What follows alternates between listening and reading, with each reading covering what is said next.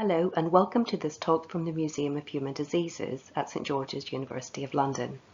I'm Carol Shields and I'm the museum curator. In this series of podcasts, I'm going to be sharing some of the stories from the museums and archives with you. This story is about a 29-year-old man who was admitted to hospital in 1902. He was fair, delicate in build, and was thought mainly to be suffering from tuberculosis, based both on the signs he was displaying and also that his brother was suffering from tuberculosis. We are able to follow this man's story by reading the history and clinical details that they often recorded in the hospital's post-mortem records.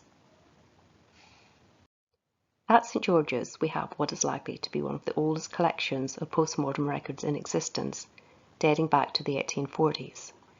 These records are digitised and are being catalogued and made available online. They give a rich social history of the patients at St George's over the time period from 1841 to 1917. This image, for example, gives us an insight of the occupations of the patients over this time period. Some of these unheard of or very rare today, such as butler or lady's maid. From these handwritten records, we know that he was spitting up blood, that his voice was affected, and that he was always sleepy. Diphtheria wasn't suspected. They still thought he had tuberculosis. He was given treatments such as silver nitrate, probably for its antibacterial properties, and he was also given gelatin, which is a source of protein. But these would have been ineffective against any bacterial infection, and the post-mortem records tell us that his temperature dropped and he died around 2 weeks after admittance to hospital. It wasn't until the post-mortem that the true cause of his death became known. The post-mortem book records that his larynx was well nigh occluded by a thick yellow membrane, and that pure diphtheria bacteria were cultivated in the laboratory from this membrane. His remains are still in the museum today, as shown here, and you can clearly see the large bacterial growth in his throat.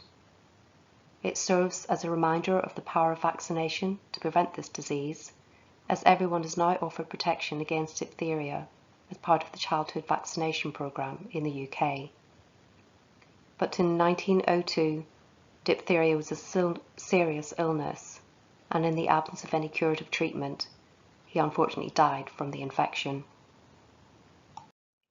As the post-mortem records continue to be catalogued, we are learning about more cases of diphtheria in the hospital. In this visual representation, for example, you can see the number of cases in 1887 to 1888, and you can see that it tends to be a childhood infection, and it affects mainly those under 9 years old. This is also illustrated in some of the information we can read about in the post-mortem records. These are all cases of diphtheria in children ranging from the age of 6 to 9 years old. The doctors frequently comment on where the children lived and where they attended school. They also tend to comment on the drainage of the water in their area, as they thought that this might have contributed to the spread of the disease. Through this, the doctors were attempting an early form of contact tracing, as you can see in this map of cases of diphtheria from 1887 to 1888, based on the addresses given in the post-mortem cases. The red star marks the location of the hospital at the top, and in blue the addresses of the children with diphtheria. Around this time, parts of Pimlico were quite poor, although it was generally quite a well-to-do neighbourhood. And most of the addresses noted seem to have been in charitable housing projects built to provide affordable housing. Thank you for listening. I hope you have enjoyed hearing about the museums and archives.